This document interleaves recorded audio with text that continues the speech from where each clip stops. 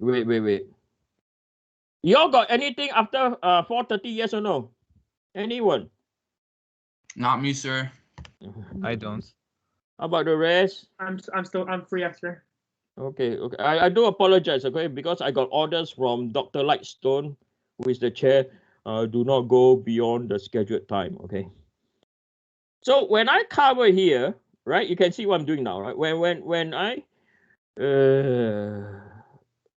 hold on, my bad, okay? I've done something stupid, okay? Hold on. What did I do stupid? Okay. Okay. When I cover here, right? This point and this point over here, right? You see where the terminus now, right? Did the terminus at one terminal split the shear flow in two directions? Yes or no? The answer is no. So that is why it is a wide flange analysis. That's why over here you only have what? 1Q. Oh, okay. Right? So Eugene, right. just to clarify, because we're doing the analysis below the neutral axis now, is that partially why? Because it's not, we're only looking at one side in our one section. Say it again. Okay. Because originally, sorry. Yeah, Oliver, you spot another thing. I like that. Wow, I'm because we cover the bottom now, the left hand side from the axis of the shear force and the right hand side are independent. Oliver, am I right? Yeah, exactly. Because now we're looking at now we're doing the analysis from the bottom up or from the bottom half. Yeah. So rule number what? Rule number 4. What is rule number 4? The first moment of area cannot cross the what? Anyone? Centroid. You know, where I saw this question, I look at it, holy, this is not going to be like, when, okay, I'll tell you this, okay, I'll tell you a bit of story, okay. I only did this question on Wednesday night, okay. I look at this question, I say, will my theory stand?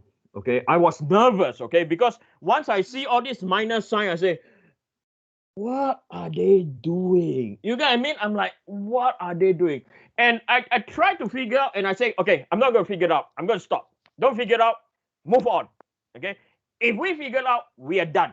Okay. I'm going to apply what I teach you guys. Okay. And we go from there. Okay. Now, watch this. Okay. Eugene, I got one more question. Yes. How can D be a terminal? I thought you said that Q at a terminal is 0, and we just found QD, and it's not 0. QD.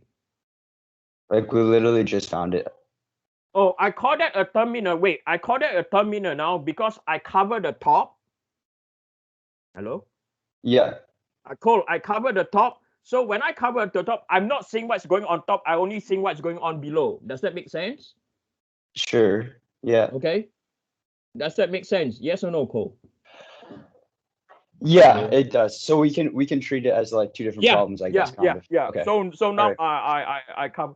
It is exactly now why I have the idea of doing this is this. Okay, so if you remember when this is so exciting, man. My wife always tell me I have to take drugs to calm down. This is exactly the same approach when I'm teaching you guys this example. Can you remember this example? Yes or no?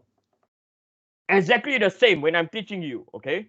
So I adopt the exact principle by covering the top and covering the bottom. Are we clear? Okay. Now. Oh, man. Okay. I do apologize, okay? I can be a bit loud, okay? So now, based on rule number 1 is V over I is a constant. Rule number 2, that this is the datum, right? Rule number 3, the analysis starts from where? Y max, yes or no? And the analysis direction, this is the analysis direction, right? So the area to consider now, okay, the area to consider now for point C is just this area over here. Okay, it's just that area. Okay. So now we find the Q at point C. Okay. So the width is 12. The depth is 2. And the centroid is 25. Okay. So 12 times 2 times 25, it is 600 millimeter cube, or 600 times 10 to the power minus 9 meter cube. So the shear at point C is equal to VQ over IT, right? So this will be equal to 5 times 10 to the power 3 multiplied by 600 times 10 to the power minus 9 divided by 133.76 times 10 to the power minus 9, and then divide by 2 times 10 to the power minus 3. Do I need to divide another 2? Yes or no? The answer is no. So 4 power 3 times by 600 power minus 9 divided by 133.76 power minus 9 divided by 2 power minus 3. So it's equal to 11. I get 11214. Okay. 11.214 times 10 to the power 6 Pascal. Okay. So if you look at over here, okay, our answer is also the same. Okay. And now you understand why it is what? Why is 600? Yes or no? You don't need to put a minus 600. What a waste of time, man. What is this minus 600? Yes or no? Again, moral of the story. Apply what I teach you. Okay. Don't look at the solution. You can look at the solution, but look at the key points. The key points are, these are the key points. These are the key values. Okay. Don't try to find out how they get this value. Use what I teach you. Okay. Some of you are doing it already, by the way, because I talked to some of you are in fact doing it already. Okay. Now,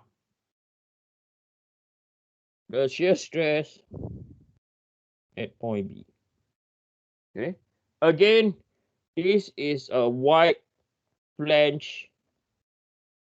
Okay. Q. Totally agree. Okay. So the analysis come from where? The analysis will start from where? Analysis will start from Y max. Yes or no? All right. So Q at point B is equal to area multiplied by Y bar, and the area is approximately equal to what? 0. Where's Mustafa? Or Iman? Right here, sir. And I'm still confused. Yeah, sure. I'm Why once is again- it 0? Zero. Shouldn't Q be the same as C? Yeah, that's what I was gonna say. Q should be the same as C. No, it is different. And I bet on myself. That's why today what do I put? I put the axis of the what? Of the shear force. Now you say, Eugene, come on, man. What is going on? I get it. I just got it. We're measuring from I the still don't get it. We're measuring okay, from the it's- axis. It's okay. It's okay. Iman, you don't get it, fine. I'm going to make you as good as me, okay? I'm going to make you as good as me or even better. Okay. Okay. The area is not 0, but is approximately equal to 0. Okay, watch this. Okay. Watch this, okay? That's why today I teach the axis of the what? Of the shear force. Okay. If I'm going to draw this point down here, right? I'm going to draw this point. I'm going to amplify.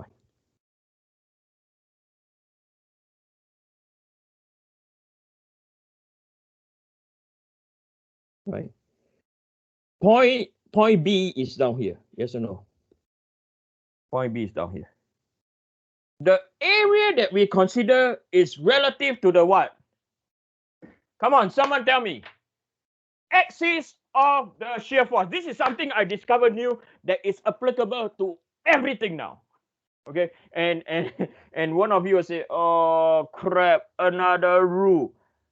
This is what a summary sheet is all about. When you write a summary sheet, anything that you discover is applicable, you put down in summary. So the area now, the area to consider is what? The area, right, is relative to the what? Oh, I get it now. Iman, you got it. Hallelujah. Yeah, I got Okay. it. Wait, but Professor, also, isn't it from the terminal as well? There's like a note that you could. No, it's relative to the axis. Okay, every area we find is relative to axis. So now, it's relative. Okay, so the area is relative to the what? To the axis. So then what about a wide flange? Like the I type of beam, you start from the ends, but the axis is actually through the center, like the I beam, you know, like if you check Yeah, on but because you have things, your analysis is from outside in, right? You have the shear flow from the outside already. Right? You have shear flow coming in from the outside already. Yes or no? Oh, okay. Oh, damn. Yo, that's sick. Okay, I see that now.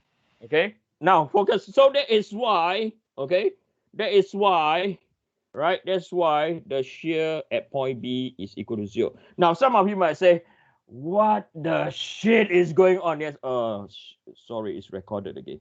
I'm sorry, okay? Now, if I remove this, you know what? I do miss you guys, man. I have not seen. Now, question for you guys. Let's put this into context. Now, if down here, right, what is the shear force at alpha? What is the shear stress at alpha? Can anyone tell me? Shouldn't it be 0? Yeah. Why? It's along the axis. Yeah, and because there is 0 what? Now that is exactly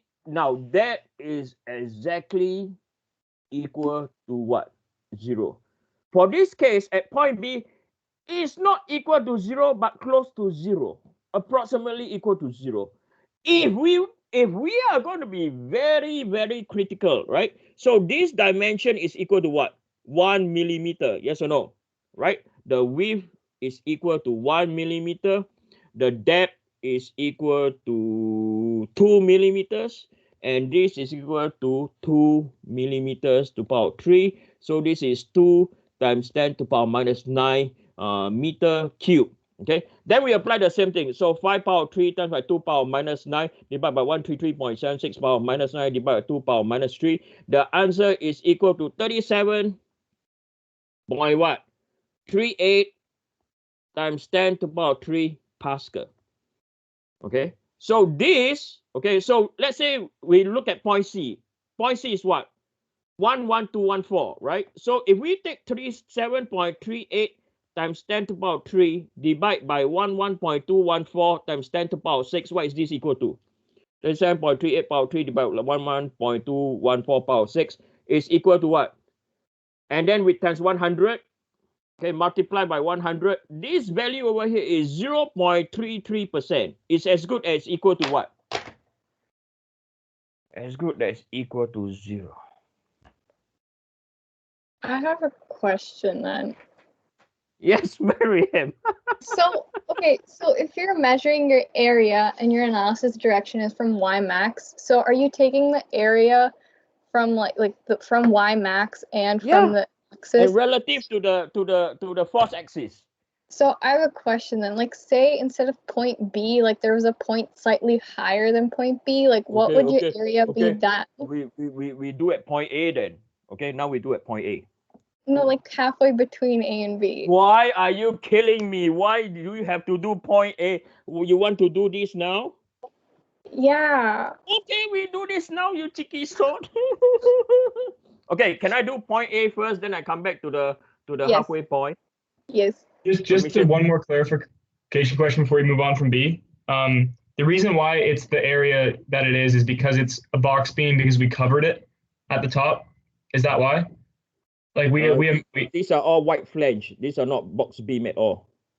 Okay, so then you know the example figure number 2 in the quiz we take the area like below if it's a figure flange. number 2. Figure number Actually, 2. I don't know. This is gonna be way too hard to do over the phone right now.